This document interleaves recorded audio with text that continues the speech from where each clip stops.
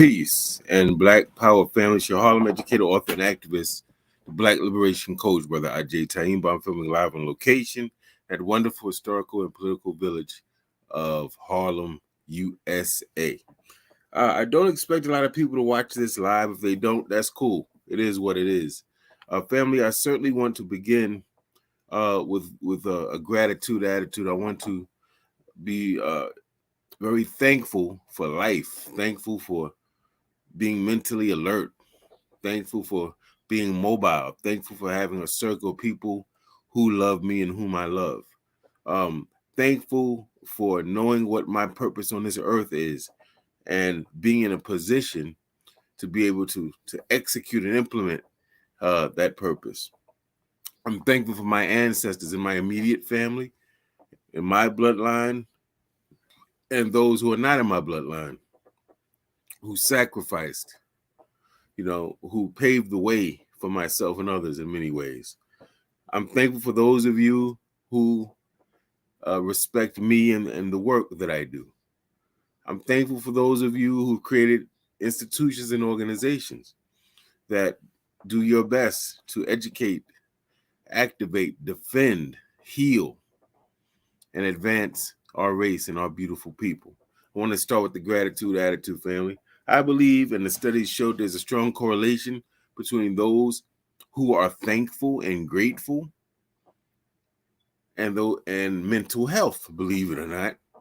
People that are constantly complaining, constantly bitter, constantly, there's a correlation, family, is all I'm trying to say. I'm not trying to shoot no shots at nobody, but you will find that the more you are grateful and the more you can show gratitude, many times the better off you will be, even though we all go through our struggles. And it's funny that I should mention that because it's a perfect segue to what we are talking about today, family. We're really talking about learning to appreciate struggle, family. That's what we're talking about today. And I guess one of the best ways to kind of introduce this is to start with the great, incomparable Frederick Douglass, one of the most productive and effective and compelling orators of the 19th century, one of the greatest Black abolitionists that we have in our history, a brother who did it all, family. He fought his master, beat his master's ass, ran away from his enslavement up to the so-called free territory, and immediately used he was autodidactic, which means he was self-taught. He used that information to do his best to liberate his people. Much respect for Brother Frederick Douglass. And he said something that I think we should all really pay attention to. I'm going to get into that in a moment. I want to first thank all of you who are here. I would like to ask humbly, respectfully, that you, if you have not already, subscribe to our channel. Click that red subscribe button. Certainly share the link. Let's get some more brothers and sisters on. Oh, I'm sorry. And I also want to give thanks for Dr. Maulana Karenga and his organization called US, as in us versus them. His organization, which created the holiday we're going to celebrate starting tomorrow for a week, called Kwanzaa. It's a harvest celebration, the first fruit celebration. These are celebrations that existed in ancient Africa, in all parts of Africa. He takes that, practicing Sankofa, he goes back into our history, kind of rejuvenates it, kind of repurposes it for the current time, which would have been 1966, during the Black Power movement. And he comes up with a holiday, a whole theory called Kawaida, and a holiday in which he uses symbols and 7 principles, the Nguzo Saba, to try to get our people to align us, to realign us, to make sure that we have some cultural connectivity with our past and our history and heritage, but also gives us this kind of a blueprint, a 7-point outline with these principles that if we believe them and practice them, we'll be better off, right? Just we can say it that simply. If people took the Nguzo Saba and they tried to implement that, incorporate it in their lives every day, we'd be better off individually and we'd be better off collectively. There's no way around that. So we want to thank Brother Karenga. So let us go to what Brother Frederick Douglass taught us about the importance of struggle. He wrote and actually said in a speech, "If there is no struggle, there is no progress. Those who profess to favor freedom and yet deprecate agitation are men who want crops without plowing up the ground. They want rain without thunder and lightning. They want the ocean without the awful roar of its many waters." Now, this struggle may be a moral one, or it may be a physical one, and it may be both moral and physical, but it must be a struggle. This is very important, family, as we enter Kwanzaa, as we think about all the mess we've gone through, let's say for the past 2 or 3 years. Family, we've been through epidemics. They have new stuff, new viruses coming out. They have viruses that are mutating. It's ridiculous right now. In schools, the coronavirus is experiencing an upsurge. Every day parents are getting email notifications, as are teachers, that another student, another staff member has COVID. Right? We're coming off that 2-3 year epidemic and all the changes that came from that. We're coming from, in many cities in this country, at least in the United States, an upsurge of violence. You turn on the news, it's like watching a horror movie, family. Every 5 minutes, this person got burned alive. This person was stabbed. This person was sexually assaulted. It's ridiculous. Everywhere we're seeing corruption at high levels. Everywhere we turn, it seems to be a scary and horrific and dangerous scenario, particularly for our people, because if white people sneeze, black people have the flu, right? So we are most negatively affected disproportionately by things that rich and entitled white people are, right? So let's start there. So in a time like this, people are most likely saying to themselves, "I'm tired of struggling.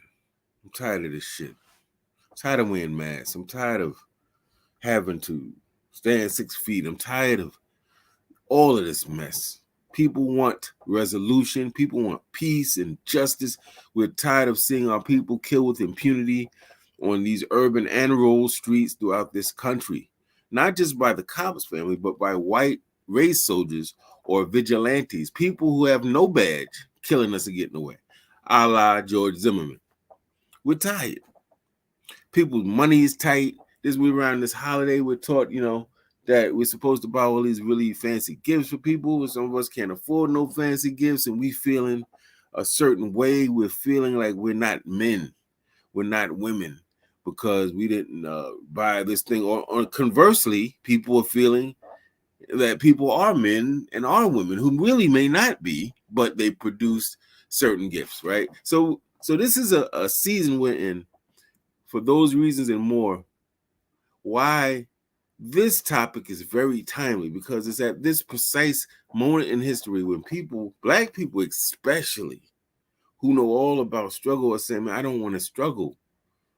And we can't get mad at no black person saying they don't want to struggle. We understand what that means, especially when we're talking about basic stuff, struggling to eat, struggling to pay your rent, struggling, those basic type of things, right? But the struggle is so much more than that, and I really want to get into it quickly. I want to get out of it because I know that some of you may still be celebrating Christmas, and I want to be respectful of you. Some of you are getting ready for Kwanzaa tomorrow. I want to be respectful of you. Some of you haven't had dinner yet, so we're going to try to sum it up as quickly as possible.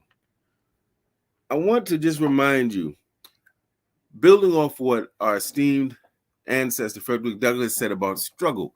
Think about it. He said, you want this, but you're not willing to do that. So, in other words, you want harvest, but you don't want to plant nothing? I mean, think about this for a minute. Just think about it. I'm taking it in a different direction, right? I want you to think about what struggle means in our real lives, on the day-to-day, family. And what I'm hoping is that by the end of this broadcast, you will have a slightly reimagined understanding of struggle that isn't just one you associate with, oh, we ain't gonna eat today, you know, we about to get evicted. Not kind of that extreme, right? So let's look at birth. All of you came through the canal of a woman. And though we focus on the pain the woman's going through, we tend to forget that that young one that's coming out into the world is going through extreme stress and pressure. They're being pinched in, right?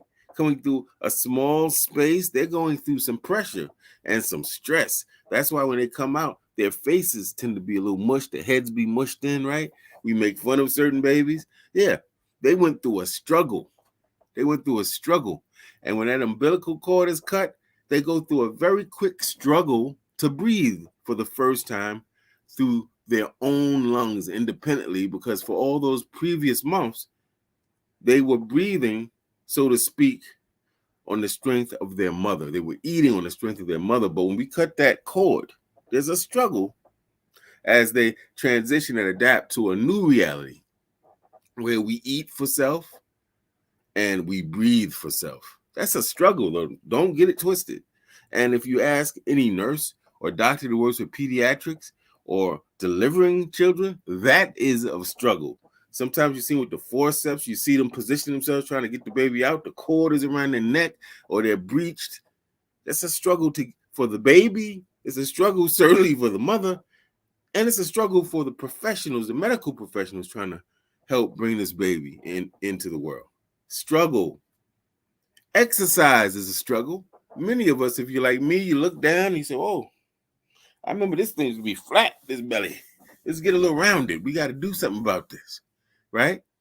Guess what? So you say, I got to exercise, but guess what? Exercise is a struggle. Well, how do we know that, Brother Agyei? Well, when you exercise properly, you're going to feel sore. Why are you feeling sore? Because lactic acid is built up in your muscles. Pain, struggle. Also, when you feel that pain, it's because you're doing them bench presses. Guess what? Your chest muscles are tearing, right? But when the new muscle grows back in the area that's torn, guess what? It grows back stronger. So when you're doing those curls, right? You're doing those tricep pull downs, those lat pulls, you are tearing muscles in your body. You're putting your body through one hell of a struggle. But if you push through it, your body will start getting into shape. You'll start seeing muscles that you forgot you had. You'll have more stamina, endurance, and more physical strength. You'll look better in clothes. It just works out. Exercise is struggle. But wait, do you play an instrument? Are you a writer? Are you a public speaker? Do you design things? So you might know about practice and rehearsal. Struggling. I remember my Uncle Wesley, may he rest in power, beautiful man.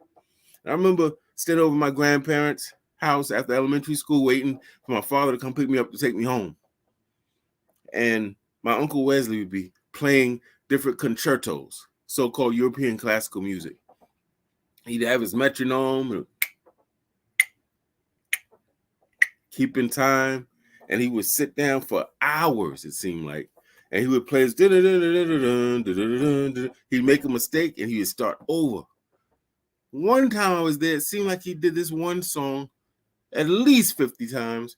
And I just said, Uncle, he's a little frustrated. He said, yes. I said, why are you playing that same song over and over? And he said, because I have to practice, nephew. I have to rehearse. I'm going to be playing this with a band and I have to have it perfect. And the only way I'm going to get it like that, where it's natural, I'm not thinking about it, is to keep practicing and rehearsing. That's struggle. I could see on his face it was struggle. He looked frustrated. I hear him sigh. And he keep playing it. You know what? I found out my uncle became a really good jazz pianist.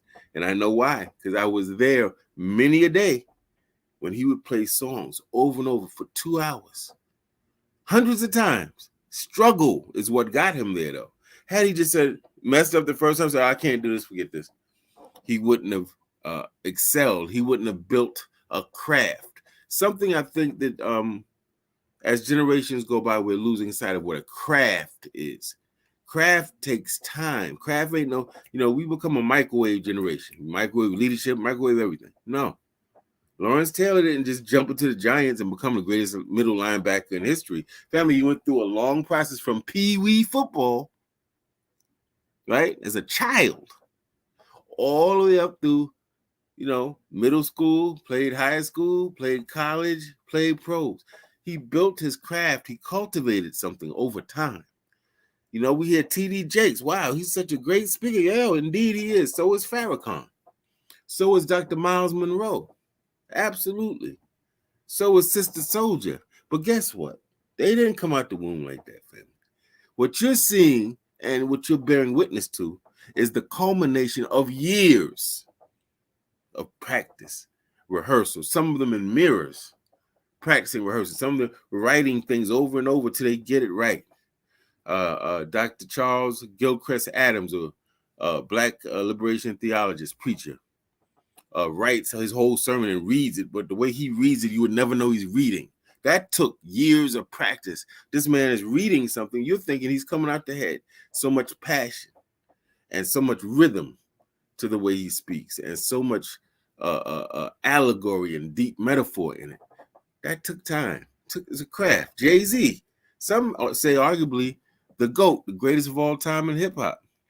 But he didn't come out that way. And if you look at the documentary, you'll see his 6th grade teacher talking about how phenomenally intelligent he was with words. His vocabulary astounded her. His cousins talking about how he had 4 or 5 different dictionaries, etymological, that showed the history of the word, where it came from. Just crazy. So what we tend to see and bear witness to is, in a person, is something that they carefully cultivated over time. That's called a craft. That ain't something you just get to in 1 week or 1 month or 1 year. That's something you're doing over years of your life, right? That's struggle. Because if you saw Mo Better Blues, the brother that Denzel played as an adult, when he was a kid, he was practicing, and his friends be like, "Come on, play, man." But no, I gotta practice. That was a struggle. He wanted to do other stuff. He wanted to be a kid, do what they was doing. So the struggle was internal for him to have the discipline to keep staying consistent with it all those years. Struggle. You like clean clothes? Sure you do. If you're watching this channel, I hope you like clean clothes. How do you get them clean? I'm curious. Well, most of us throw them in a washing machine. What is the science of the washing machine? Well, the washing machine goes around this way. Many of the ones we have in our homes go around this way. But regardless of what axis they use, what's happening is the clothes are tumbling and rubbing against each other. And then you have this detergent that's aiding too. But it's the agitation and the friction that's getting your clothes clean. You can soak your clothes in water, and to some degree that will get them clean, but you got to rinse them. And you can do it by hand, and that will get it clean too. But there's nothing like the washing machine, because it uses the machine to create friction and high-level agitation combined with the water and the detergent that helps get the dirt out of your clothes and the stains. Struggle gets us clean. What about those of you who played a sport? Those of you who remember what it was like, especially if you're in your 40s or 50s, growing up with your parents and their rules and their chastisement and their correcting you and you not liking it. When they correct how you said something, when they correct your thinking on something, you were naive or gullible about something or impulsive. And they said, no. Just because the person lives next to you and you go to the same school and they laugh at some of your jokes and they say nice things, that doesn't mean they're your friend. We didn't like that. That chastisement was agitation. That was struggle. You struggled internally to say, I love this person, I respect their knowledge, but I don't like them correcting me all the time. I don't like people, we don't like our peers correcting us or elders. I get it. It's kind of an ego thing. We want to feel like we got it all figured out. The truth is, none of us got it all figured out. And there's the irony. That's a struggle. It's a struggle when you start realizing I'm on this team.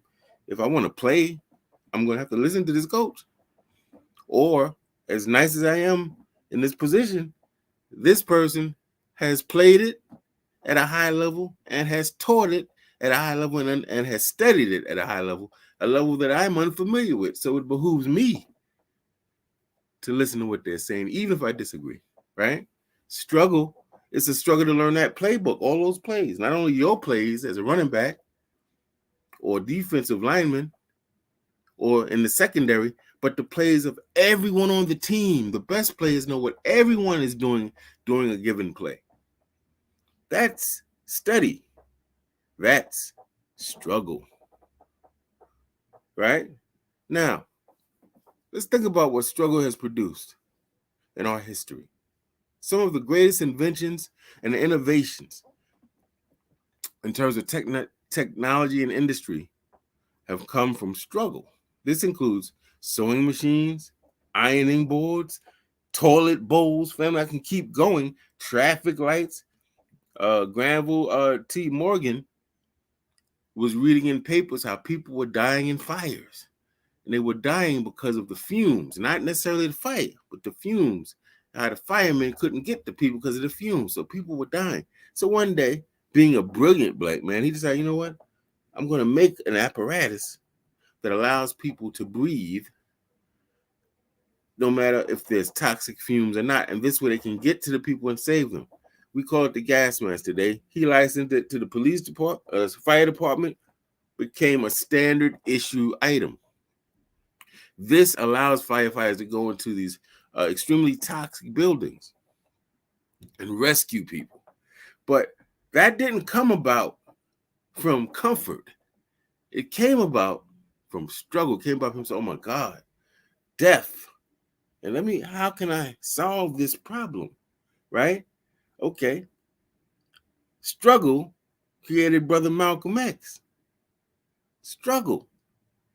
His father's taking him to his Garveyite meetings as a little kid. Malcolm in the autobiography said, I don't know why my father took me, but for some reason I was the only son he took. And he loved it, right? He's getting taught early on. Nation of Islam wasn't the first organization that hit Brother Malcolm with knowledge itself. It was Garvey's organization because his mother Earl and mother Louise were members of the UNIA. His mother wrote for the Negro World newspaper, the UNIA newspaper. His father was a Garveyite preacher, and both of them were recruiters for the organization. In fact, they hit Marcus Garvey for 2 weeks when he was running from the FBI, was searching for him. So this is his foundation. But he's living in a world, fam. Brilliant. 8th grade, he's the president of his all-white class. He's brilliant, clearly. Clearly a natural-born leader. Clearly, he got it. Whatever that it is, he got it. But he lives in a world that doesn't teach Garveyism, that doesn't support black nationalism, that doesn't look upon black men and black women with love and respect and honor, right? And sometimes, family, we make those compromised choices to adjust to the options that we feel we're given that are provided for us, right? His favorite teacher says, lawyer, you can't be no lawyer. You should be a carpenter. Jesus was a carpenter. His favorite white teacher said that to him in eighth grade. He drops out of school in 8th grade. He goes to the streets. Like so many of us and people we know go to the streets where he feels a sense of love and support, camaraderie, gets some money despite his education background, despite what white people think, right? The so-called black underworld is left to us. So we get involved with numbers and gambling and prostitution and liquor and after-hours spots and narcotics because that's left to us, right? Then in jail, a brother hits Malcolm with knowledge of self. And it must have reminded him of what his father and mother were teaching him right in his house. It reconnected him and it made him uneasy. He had to struggle. In the autobiography, he says, I went through all the lessons. I was doing good. I left the cigarettes alone and started reading the Quran. But the one thing I couldn't do was bow down and submit when I pray. Bow down, take my body and bow it to the ground. He said he felt like that was making him a sucker, that was weak. And he said he tried, he couldn't do it. He struggled. He read all these books and did all this stuff, but he couldn't, that submission piece, he couldn't do. And finally, when he was able to do that, and he comes out of jail, this man hits the ground running. He takes the Nation of Islam from an organization of senior citizens numbering in the hundreds, mostly in Detroit, and turns that organization into a internationally known and respected organization with millions of members and millions of dollars of assets. But he got that way through struggle. This is a man that was selling dope, smoking dope, steering white sailors to black women as prostitutes. Struggle. It's a struggle when you have knowledge of self. If you don't have the knowledge of self, that's different. But if you were taught these things and now you're in the world and you're making these choices, that's a struggle. Because you're saying, Dad, I know I'm not supposed to do this. And I'm a little familiar with that. That struggle you have. I was taught, I'm doing this. That's a struggle. But if you can get through that struggle, it'll make you one fine man and woman for our liberation struggle. Struggle is what we're talking about, family. Let me tell you about struggle. When bills ain't getting paid, you're worrying about food, you're worrying about some basic clothes for your kids, you're worrying about how I'm going to be able to get to the next day. Struggle will make you get up early. Struggle will compel you to study more. Struggle will say, I need clearly there's some stuff I don't know that I need to know for what it is I'm trying to do.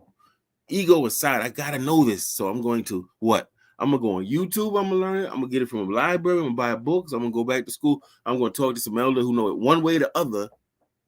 The struggle that you are going through in your life pushes you to something that you need to do that maybe if you weren't struggling, you wouldn't get to that place. So for instance, if you had all the clothes you need, all the money you needed, go on vacation wherever you want, you can bling and get any gift you want, right? Perfect job. Maybe you wouldn't be thinking, I'm doing good, but I could do more. I can learn more. Just because I'm doing good doesn't mean I got to stop here. Struggle, family. We need to reevaluate and reimagine how we see it, is what I'm saying.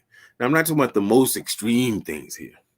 There's some things, family, that I'm not going to pass off as good at all.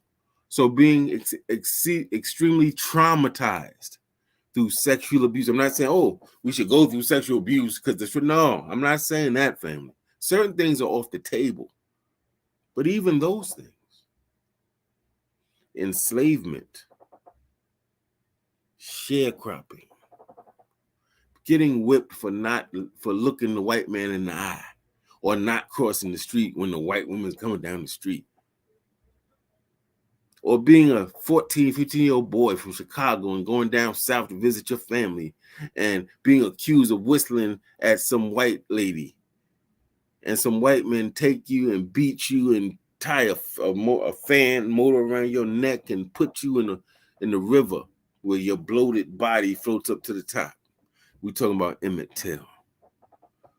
The trauma of that took Mamie Till, his mother, who was famous for telling people who would say, hey, Mamie, we didn't see you at the meeting. Maybe we didn't see you. What's up?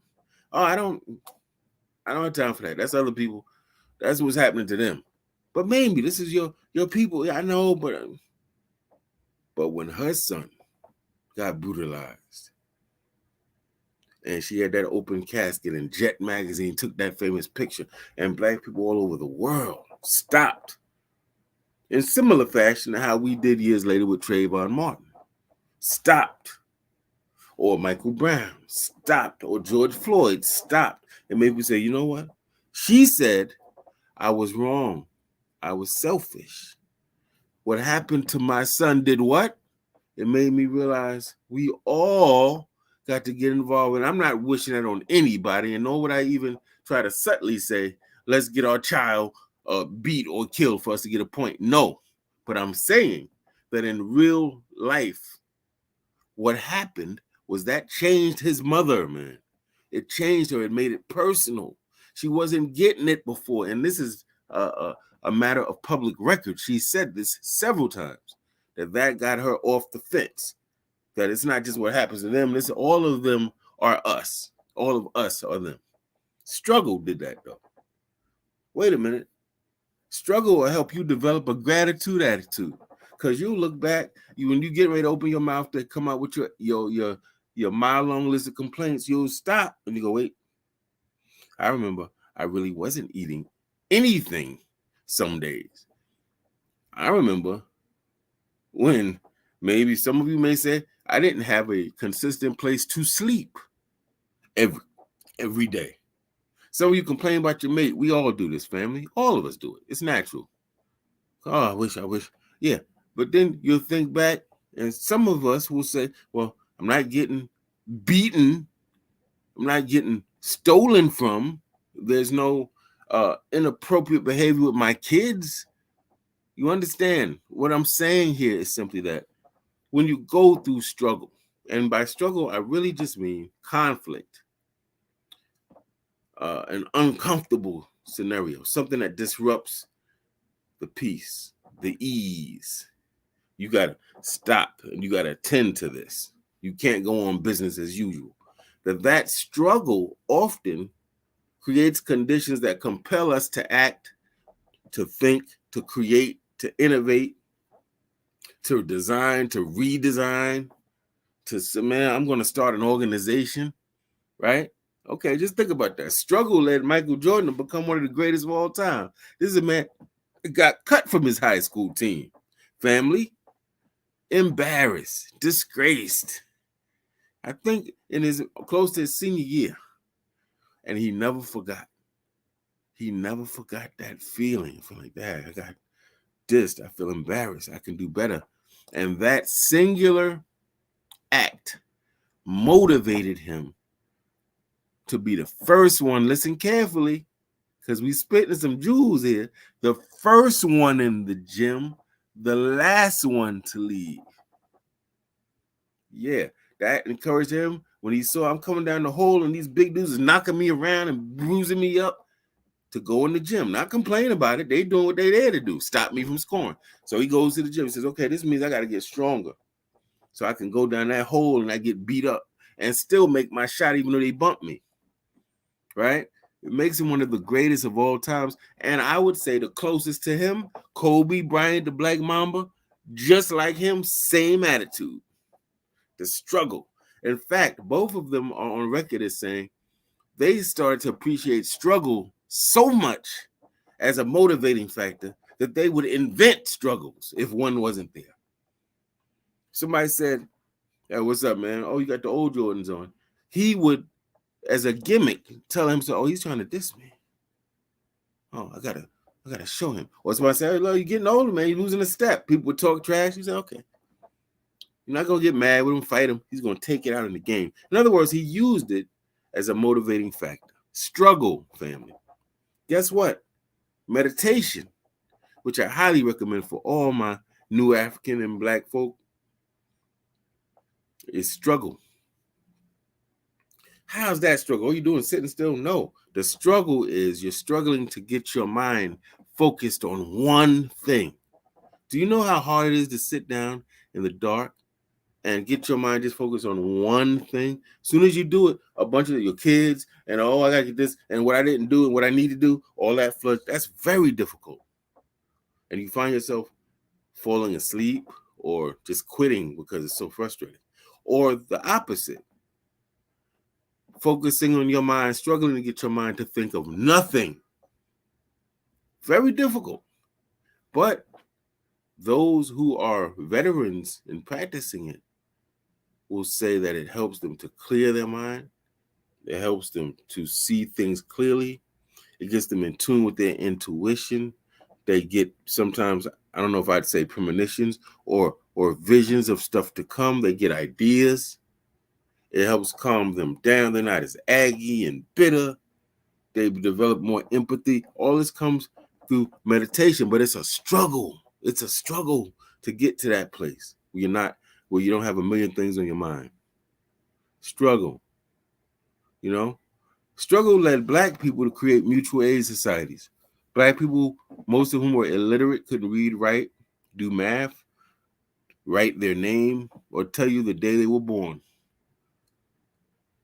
But the struggle of being dispossessed and homeless and being forced to be nomadic and not being able to take care of their health and not being let into the hospitals and not being treated by funeral homes upon their deaths that struggle led them to say, you know what? Whatever we need for our people seems like we got to put it there.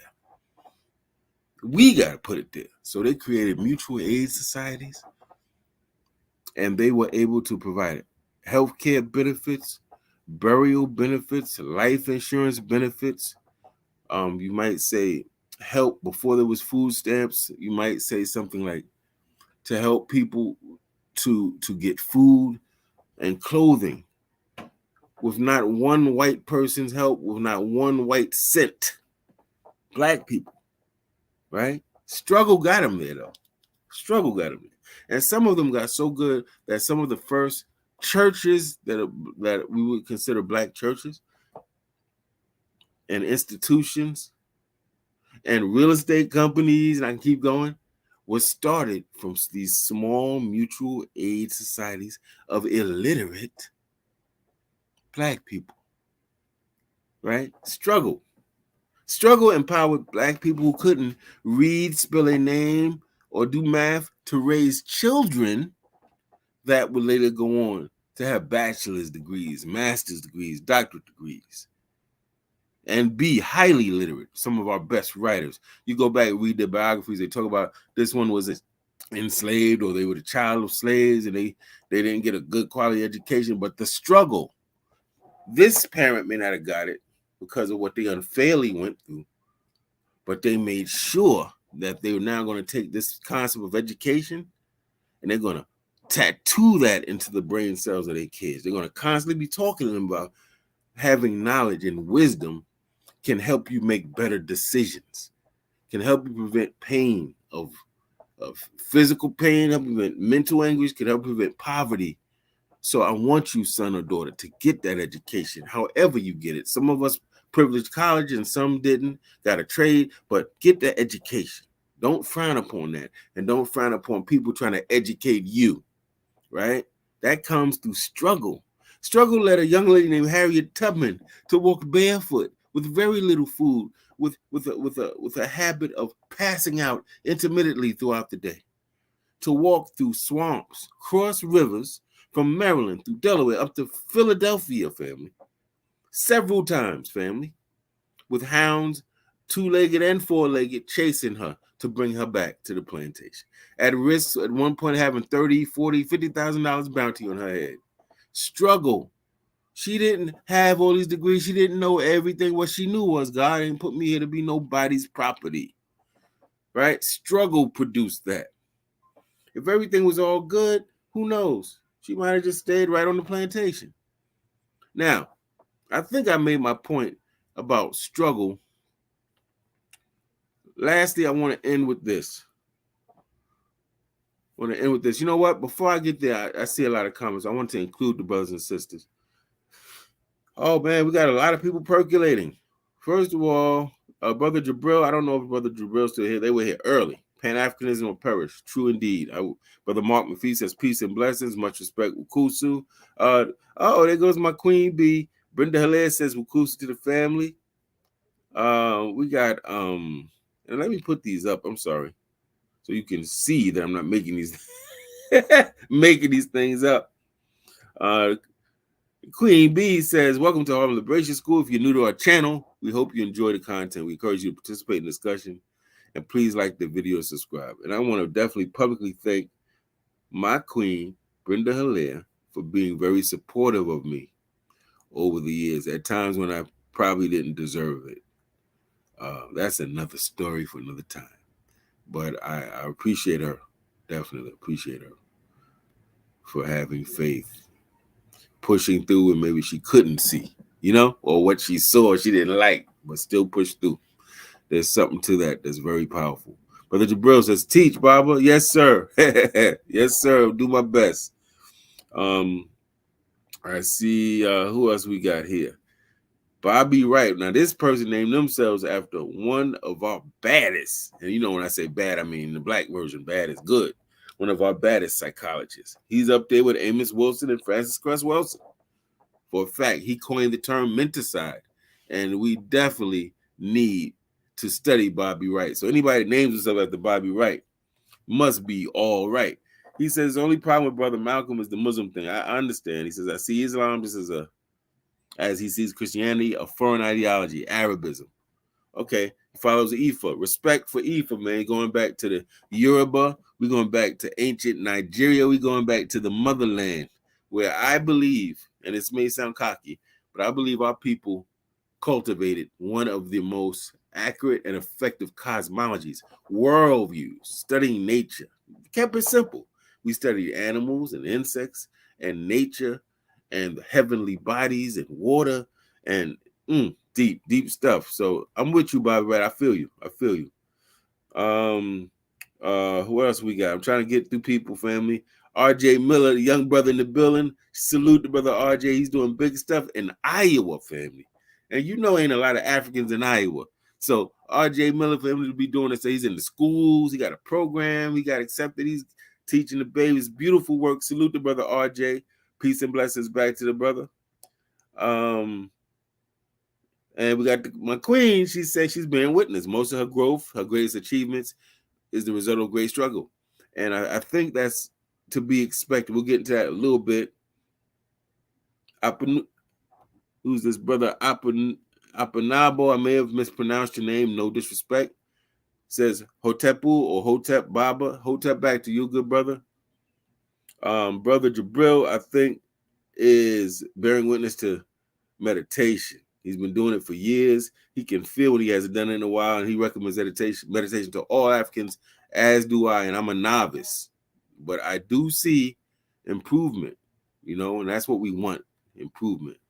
I see. Okay, so I just wanted to shout out the brothers and sisters on the line. I wanted to remind you, family, what we're basically talking about here is kind of to redefine what we see as struggle, or look at struggle as something that exists for you to push yourself to be better, to think wiser, to make better moves, to be more strategic, to be more loving and empathetic, right? And so some of you who are so hard on people to the point where it's like, are you human? Have you failed anything? Have you been hurt? It's very hard to understand sometimes. But some of you will say, well, man, I came out, I knew all this stuff. I didn't have to go through all this to know. Listen, let's be honest. There are some people who are really blessed that they have these, maybe they have perfect lives. I don't know. I haven't met too many. But, they didn't make mistakes and they just got it right from the jump. But the people I know will sit down and tell you at length, oh, man, listen, I was taught righteously and in the home and made some of the dumbest mistakes. I knew the cigarettes was the white man's poison and alcohol was the white man's poison and all that. And I still drank and smoked cigarettes. Right? Why? Because we're human. We're a lot stronger than we think, but we're also a lot more fragile than we think. Things in life, relationships, get us on the wrong track. It takes us years to come back because we were hurt by that. And now we're afraid, right? So we're living in fear. A lot happens, right? And the human experience, I don't think was supposed to be a perfect one. I think one disservice we may do when we're raising young people or teaching them is giving them the impression implicitly or explicitly, oh yeah, this is your world. This is like, oh yeah, everything's gonna be good. Giving them everything, solving every problem. You're ruining them. You're creating nothing muffins. It's the struggle.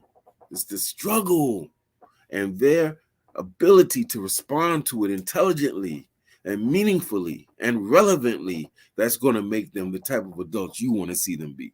The type of adults you say, well, I can die right now completely knowing that they're going to be all right. That ain't just going to be your teaching them. That's going to be life. They got to go out your home and go into this world that's going to lie to them, betray them, mislead them, exploit their labor, and try to beat them down, family. And it's through your teaching, the church, the synagogue, the temple, the books, the intellectuals, And these experiences and how they respond is going to decide who they are. They're going to choose who they are. But the struggle is important. Now, at the same time, we have to protect our kids and our people from certain struggles. There's certain struggles our people should not have to endure.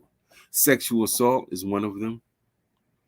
Being kidnapped and abducted, being starved is, so certain things we want to protect them from, but they should have the feeling and experience of struggle. They should know what it's like. They should know they're not going to get everything they want when they want it. You know, I used to famously tell my daughters, you are special, but you're not that special. You're not so special that you get to violate universal law. Who are you? You just came on this earth. There's people been here longer than you, been working hard and contributed to people, that made people's lives better, and they don't get everything they want. So what makes you think you will? No. And if you do get everything you want, it won't be always when you want. That's part of life. Teach them that early and get them used to the struggle. I don't mean by struggle that you're struggling for the same thing for 80 years. We should see progress, right? So we should see that your struggles at 50 or 60 should be somewhat different from your struggles at 20. If you're doing the same exact struggles, that's not good. But we should learn to appreciate the need of conflict in our lives. Even in a movie, family, even in a novel, the novel is dry, the movie is dry if there's no what? Conflict. You want to see this character who's obnoxious and ignorant and arrogant and selfish go through things that by the end of this story makes them now what? Learn the lesson that they didn't get in the beginning. And now you say, wow, this character now is more empathetic, whereas before they were judgmental. This character is more loving, where before they were more hateful. The character is more thankful and grateful instead of, complaining. But that wouldn't happen without conflict. Story writers know this. That's why they make sure every novel has a certain number of conflicts. Just when you think they got over it and they're there, whoop, another setback. That's what glues us to the TV, glues us to the cable box, glues us to the Twitter feeds and all that stuff. Conflict. But it's how you look at it that makes the difference. I would like to argue Black people, African people, New African people, not only appreciate struggle, but ask for struggle in your life.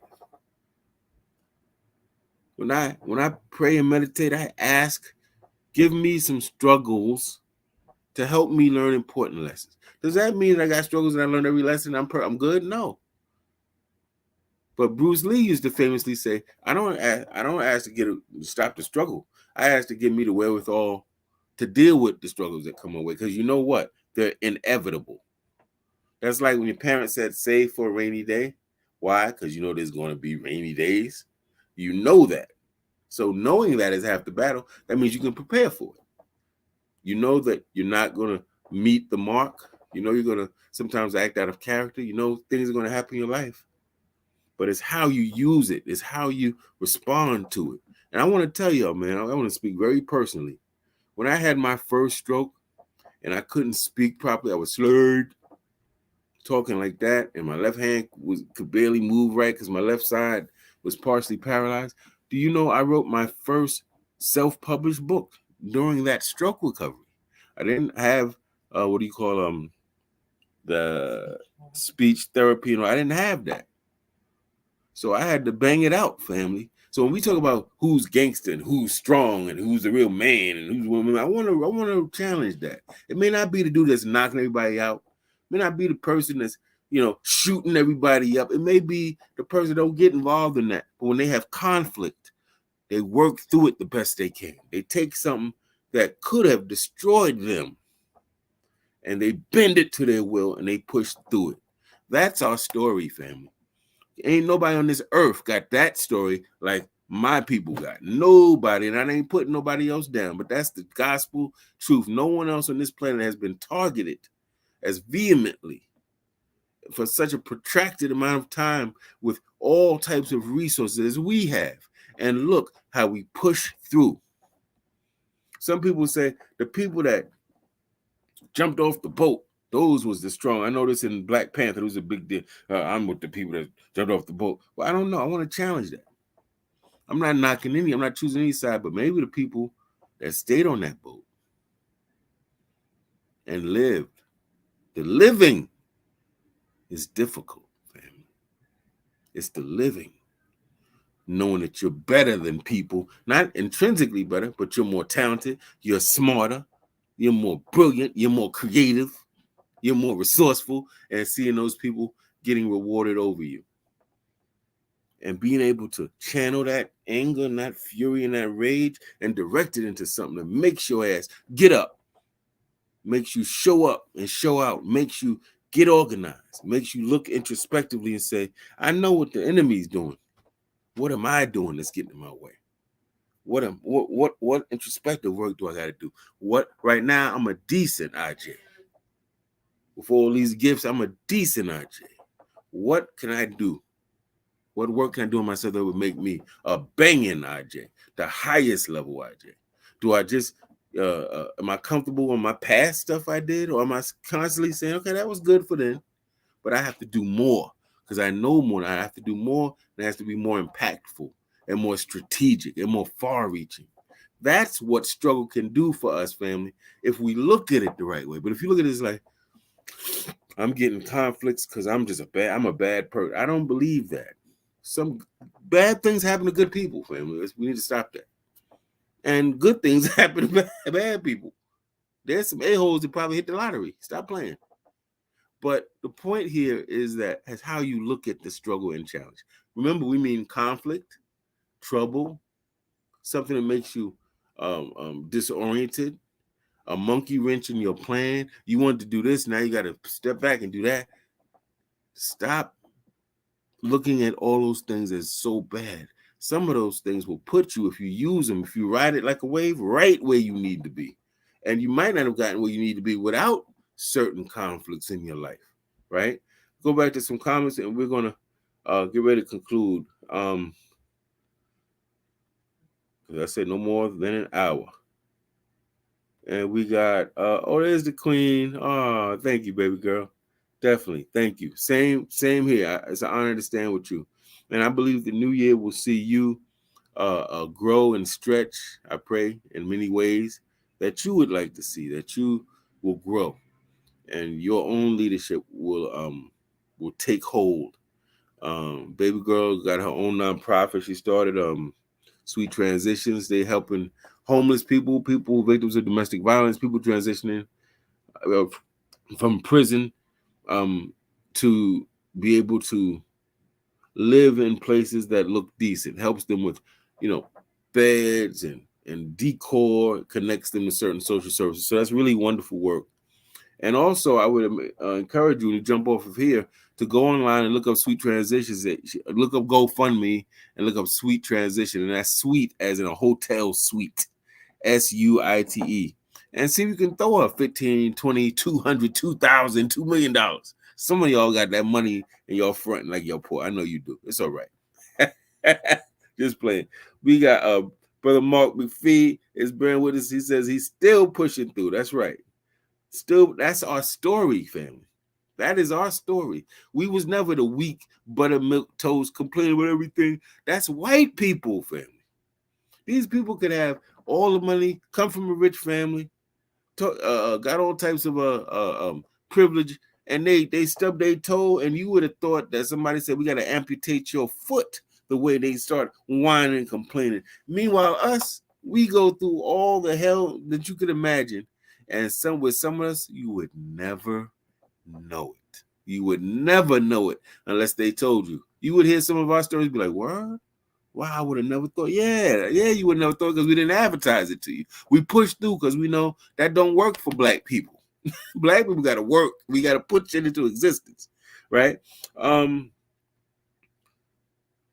Jabril says, can you please speak on it? I'm going to do this quickly on how to celebrate Kwanzaa. What I would like to do is I'd like to push back and give our community the work. That's a very good question, Brother Jabril. Thank you.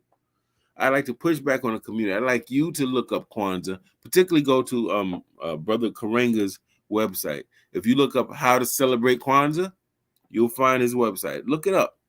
Very good stuff. I can tell you about some of the things, the mat, the Unity Cup, the candles, and Guzu Saba, but If you look it up for yourself, you see it's very easy to celebrate. It makes complete sense. And it's something that is meant to help us. And this is what I'm ending on. So we talked about all this stuff, the problems and this and that, and how we should look at struggle. How do we deal with struggle? Struggling to eat, struggling in school, struggling in our relationships, struggling to be in affordable housing or housing that we create, struggling to have our own institutions, all these things. There's one word. And this is what Brother Karenga was trying to do. That word is culture, family. Culture is your answer. Culture is not just, we like fried chicken and we like certain type of food. It's not just the clothes we wear. It's not just wearing dashikis and gaylays and all this stuff. It's not just the way we dance, the music we play. That's part of it. Culture is the totality of your existence. Culture encompasses your values. What do you value? What do you prioritize? Are you prioritizing material stuff? Or are you prioritizing the intangible stuff? Knowledge, wisdom, understanding, beauty, truth, justice. Are those your priorities? Or are you prioritizing, we got to get this money? Because when I came up in Harlem, I could tell you all this. I wrote a book about a brother, and that whole book is full of brothers like that and women. It was about, we got to get this money at all costs, no matter what happens to people. And when we put things before people, we are going in the wrong direction. But that's cultural. That comes from what you're taught. Do we value education, or do we think that's being white? Do we value fighting for our people and standing up? Or do we say, oh man, I don't want to be no troublemaker? Do we value helping people who need help in the community one way or the other? Or do we say, hey, them niggas you went to college. That's on him. How do we look at that? That's cultural. That's your views, your values, your expectations, your mores, your norms. Right? So if we want to people that's going to build institutions, we got to create them. We got to create a culture where we teach people, at this family gathering, this holiday, we don't want you to do the new dance. What I like you to do is tell you what Black leader or organization you learned about that you respect and why you value the work they've done. We want to hear your oratorical skills. We want to know that you can speak with conviction and precision. We want to know that you can reflect some of the history. Or could you tell us, for instance, what type of business would you create that would benefit yourself and your family and the community using your gifts and skills? Change it. That's cultural. What we do at Family Get Together, that's culture. And all of these things you're doing are exposing kids to what they should do, what's cool to do, what's corny to do. Right in the home before they even got to the white man. That's right in our home, family. Culture. So, with that said, Brother Bobby, you're right, man. Thank you. He said he enjoyed the teaching, and I'm glad he tuned in. Thank you. And thank all of you. Thanks to the Queen Bee, who always does a really kind of good job of kind of being a hostess, if you will. While I'm trying to talk, she's kind of greeting people. I respect that. Brother Mark has always been supportive. Thank you, good brother. And all of you who are here, thank you. Do me a favor, family. Please click the subscribe button. We're trying to get to 1,000. I got big plans. We're going to move in a whole different direction this coming new year. And this mission. I'm a missionary. Not like the white man, but I got a mission to get education to our people because I believe it's life-saving information, life-affirming, life-sustaining, right? We're going to get into leadership classes and all types of good stuff coming up, family. So please really try to help us help you. Try to subscribe, let people know. Brother Jabril, I wasn't trying to duck your question, just that I didn't have time at this point to address it. But I'm going to try to get my brother Scott Brown, who was formerly a member of the US organization. He's a scholar of the US organization. He wrote a book called Fighting for Us, talking about Karenga and Kwanzaa. And he is I really would like to get him on to talk about Kwanzaa. Brother Jabril asked one more question, and we're going to end. He says, Baba, do you mind I'm doing more videos on Dr. Khaled Duman. Ooh, man, that brother there. See, when you bring up Brother Khaled, that's like, Khaled is like, in Africa, how we had netchers, what the white man calls deities. They weren't technically gods or goddesses. They were elements of nature, of your nature. So everybody has Eru and Osar and Oset. Everybody has a thought. Everybody has, right, an Anubis in them, right? Brother Khaled, and we didn't look at God and devil simplistically like they do. God is good, the devil is bad. We looked at it as one deity brings the sun up, one deity takes the sun down. One deity deals with fertility, one deity takes your life if you err, if you're uncivilized and inhumane. And it wasn't looked at as they was evil. They were there doing their job. Brother Khaled was the flamethrower. He was doing his job. He's actually one of the smartest, most brilliant men I knew in my life. One of. And I would love to talk about him. I'm going to have some friends on that served with him when he was in the Nation of Islam, that were ministers or laborers in the Nation of Islam underneath Brother Khaled. And we're going to have a really good panel about that. All right. Family, I want to thank you all for joining, and I'm going to bid you adieu. I think it is definitely time to go. Thank you so much for your support, family. Join us. We coming this new year, family. We coming strong to help our people, nation building all day, every day. Peace and Black Power, family. Oh, don't forget those 3 words. We will win. How to celebrate Kwanzaa in the chat box. Okay, hold on one second. Oh, hold on, family. I think I'm going to have a link. I don't see anything. Okay, you know what? If you come back by tomorrow, in the description section of this video, I'll have an actual link that'll take you right to the website. The Queen tried to post it. I don't see it, but we'll put it in by tomorrow in the description section of this video. All right? All right, family. Thank y'all for joining. Peace and Black Power. Don't forget, no matter what anyone's telling you, if we get it together and we believe in ourselves and we do the work required, we will win. That's just a universal law. Peace, family.